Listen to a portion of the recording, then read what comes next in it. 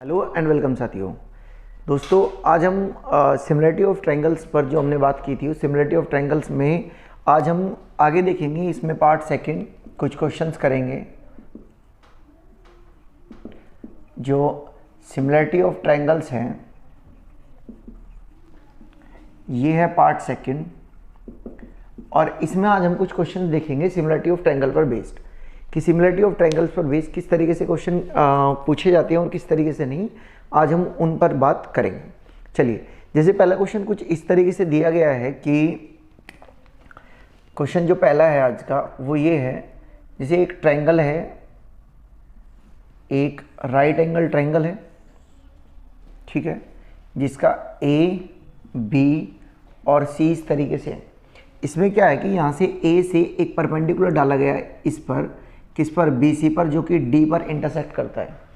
एक right angle triangle है, जो ए बी सी जो राइट एंगल ट्रायंगल है उसमें ए जो है वो 90 डिग्री का है, और इसमें ए से बी सी पर एक परपेंडिकुलर डाला गया इतना।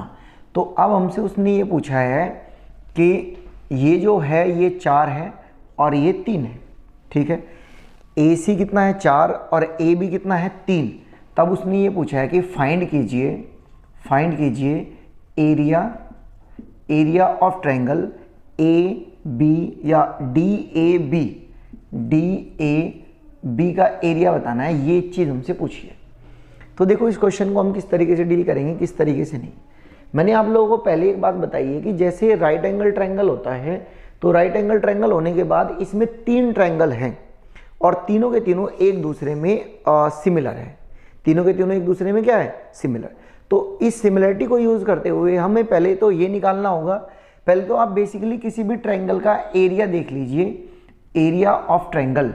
अगर हम एरिया ऑफ ट्रायंगल की बात करते हैं, एरिया ऑफ ट्रायंगल, तो एरिया ऑफ ट्रायंगल क्या होता है, ये होता है half into base into height.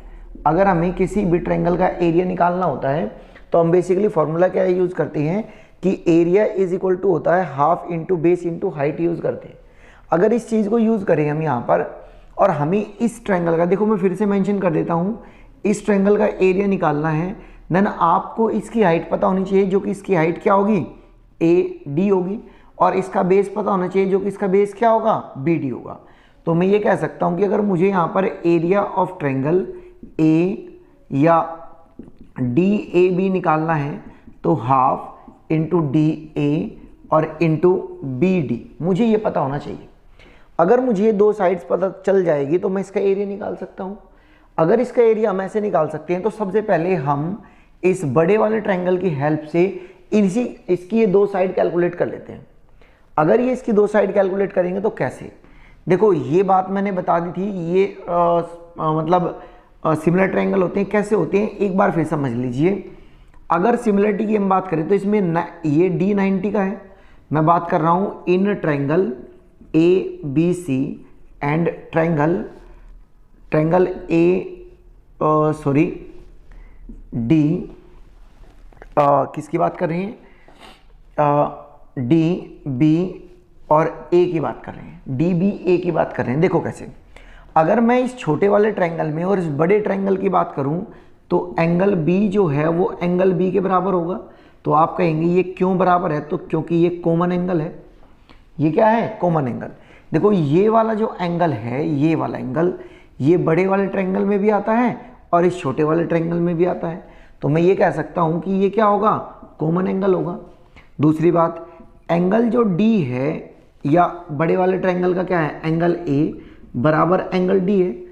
इस बड़े वाले ट्रायंगल का एंगल ए, जो कि ये जो है ये गिवन था, मैंने लिखा नहीं, मैंने बोला भी था, ए जो है वो 90 डिग्री है। तो ये बड़े वाले ट्रायंगल का जो एंगल ए है 90 डिग्री है, तो छोटे वाले का ये डी 90 डिग्री है। और किसी ट्रायंगल के अगर 2 एंगल बराबर हो तो तीसरा एंगल, थर्ड एंगल ऑटोमेटिकली बराबर होगा। ये मैं प्रॉपर्टी मैंने भी लिखवाई थी। तो यहाँ से मैं ये कह सकता हूँ कि एंगल बड़े वाले का कौन सा एंगल रह गया, एंगल सी रह गया।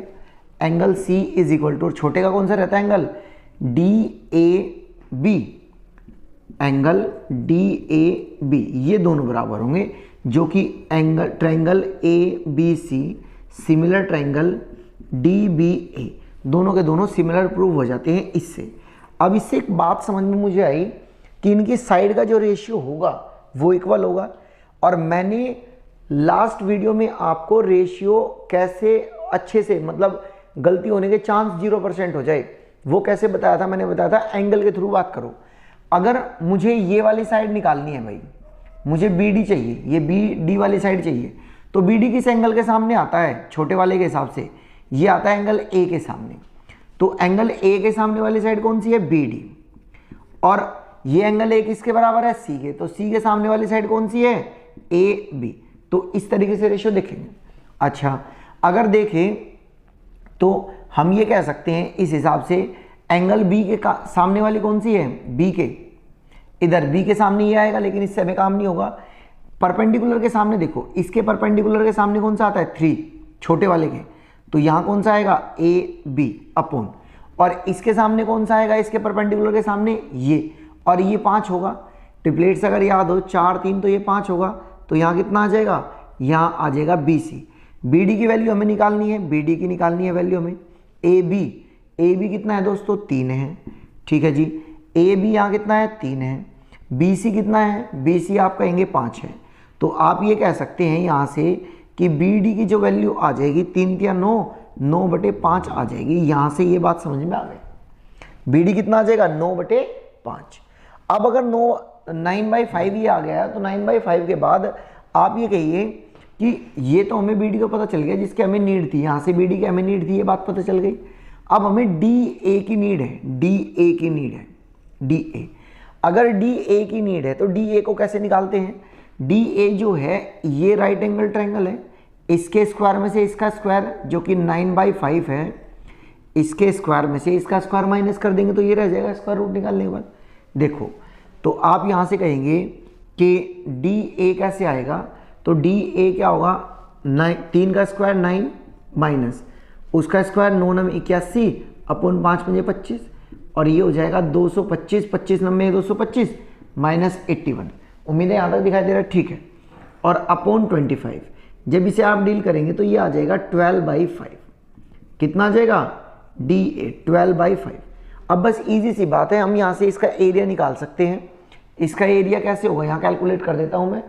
इसका एरिया होगा area of triangle DAB is equal to 1/2 into 12/5 into 9/5। देखो BD की वैल्यू मैंने यहाँ से रख दी, DA की वैल्यू मैंने यहाँ से रख दी। कैलकुलेट कर लेते हैं, यहाँ कितना आ जाएगा 6, 9 6 54, और ये कितना आ जाएगा 54/25 और यूनिट स्क्वायर। तो दोस्तों ये मैंने बहुत डिटेल में बात समझाई है। इतने डिटेल में बात समझने के लिए आपको सारी बातें नहीं करनी है, क्योंकि मैंने तो सिमिलरिटी भी प्रूफ की है, ताकि आप लोगों को ये प्रॉब्लम ना हो कि सिमिलरिटी क्या है। बस कुछ प्रॉपर्टीज़ आप लोगों को याद रखनी है। जब आप प्रॉपर्टीज़ याद रखेंगे तब आपको कोई प्रॉब्लम नहीं होगी। अब एक बार फिर से मैं बात बताता हूँ किन बातों को आपको ध्यान रखना है। जब आप ये वाली बात कैलकुलेट करेंगे, देखो ये वाली, जब ये वाली बात कैलकुलेट करेंगे तो आप जब भी ये रेशियो लेंगे, जब भी आप ये रेशियो लिखेंगे, आपको किसके थ्रू जाना है, आपको थ्रू जाना है एंगल्स। तो एंगल्स के थ्रू ही आप ये रेशियो लिखेंगे, तो आपके चांसेस 0% हो जाएंगे कि आपसे ये क्वेश्चन गलत नहीं होगा। तो वैसे ही अब आप लोगों को ध्यान रखना है ये बात किस तरीके से। नेक्स्ट क्वेश्चन मैं आप लोगों को लिख देता हूं और आप मुझे उसका आंसर बताएंगे। और चलो नेक्स्ट क्वेश्चन मैं आपको नेक्स्ट वीडियो में प्रोवाइड कराऊंगा। एक एक क्वेश्चन करके मैं इस तरीके से प्रोवाइड करा देता हूं ताकि आप लोगों को कोई प्रॉब्लम ना हो।